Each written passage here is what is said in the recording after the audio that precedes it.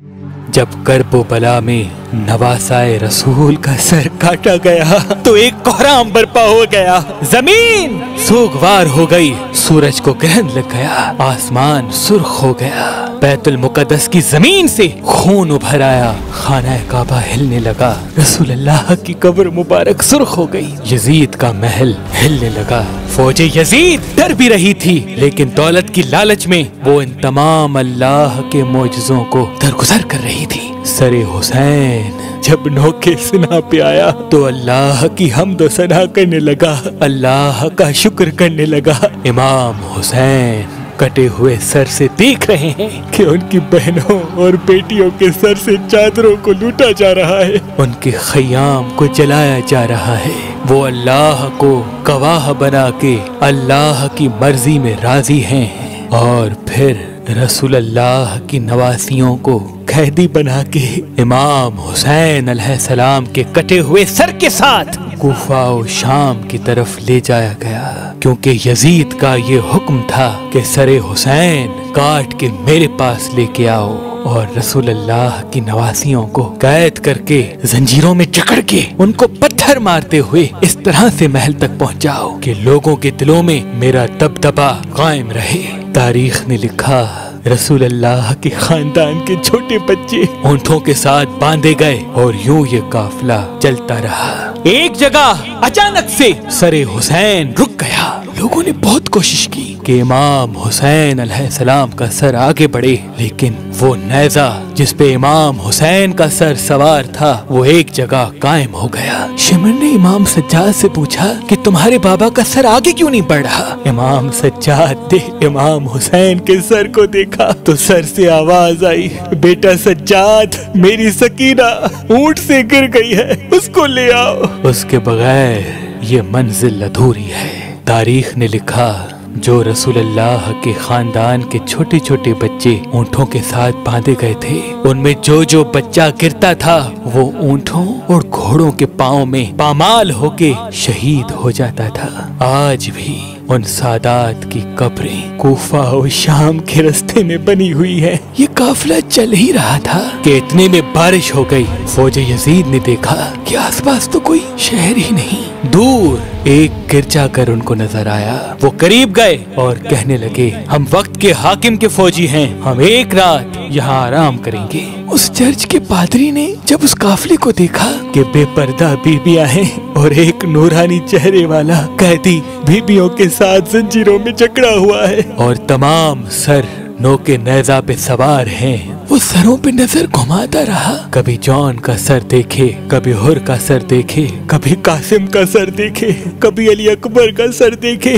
जब उस पादरी की निगाह अली असगर के छोटे सर पे पड़ी, वो चीख उठा और कहने लगा, ऐ लोगों, ये तो कुछ माँ का बच्चा है, इसने क्या जुर्म किया होगा कि इसका सर काट के नेज़े पे सवार किया। वो गुरूर और तकब्बुर में कहने लगे, ये हमारे बादशाह को बादशाह नहीं मानते और जो हमारे बादशाह यजीद को नहीं मानेगा उसका हश्र यही होगा। इतने में उसकी निगाह एक घोड़े पे पड़ी जिसकी जुल्फों से गाजी अब्बास अलमदार का सर बंधा था।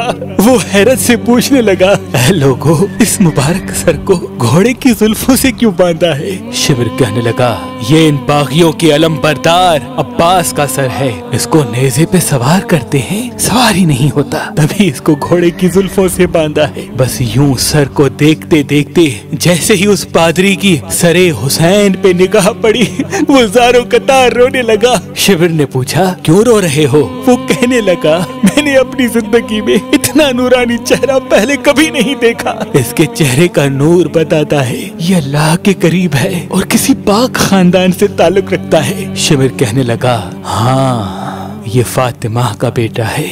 वो हैरत से पूछने लगा, कौन फातिमा? शिमिर ने कहा, फातिमा बिनते मोहम्मद। वो जमीन पे बैठ गया और चीख के कहने लगा, मोहम्मद रसूल अल्लाह। शिमिर ने कहा, हाँ। वो हैरत से पूछने लगा, ऐ बदबख्त, ये तो तुम्हारे रसूल का नवासा है, तुमने इन्हीं को ही कत्ल कर दिया। आज रात अगर रहना चाहते हो तो एक रात के लिए इस सर को मुझे दे दो, तुम चाहे जितना सोना लेना चाहो ले लो, एक रात के लिए इस हुसैन का सर मुझे दे दो। शिमिर ने कहा, हाँ ले लो, कल सुबह हम इसको लेके जाएंगे।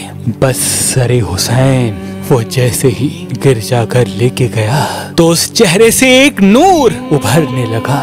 वो घुटनों पे बैठ के ज़ारो कतार रो ही रहा था। इतने में उसकी नाबीना बेटी करीब आके कहने लगी, बाबा आप रो क्यों रहे हैं? उस पादरी ने कहा, इस सर की ज़ियारत करो, ये मुकद्दस सर है। वो नाबीना उसकी बेटी कहने लगी, मैं कैसे देखूं, मैं तो आंखों से अंधी हूँ। उस पादरी ने कहा, इस मुकद्दस सर की ज़ियारत के लिए तुम अल्लाह से दुआ मांगो, मुझे उम्मीद है इस सर के सदके अल्लाह तुम्हें आंखें दे देगा। बस वो जैसे ही दस्ते अदब को जोड़ के अल्लाह से दुआ मांगने लगी तो इमाम हुसैन के चेहरे से नूर उभर के उस नाबीना औरत की आंखों में ठहर गया और यूं वो देखने लगी, खुश होने लगी। वो भी घुटनों पे गिर के ज़ारो कतार रोने लगी और अपने बाबा से कहने लगी, बाबा इस सर के मोइज़े से तो मेरी आंखें सही हो गई। ये कैसे बदबख्त लोग हैं जो इन हस्तियों के सर को काट के आए हैं। बस वो रोते रहे और रात इख्तिताम को पहुंची। उस पादरी ने बहुत कोशिश की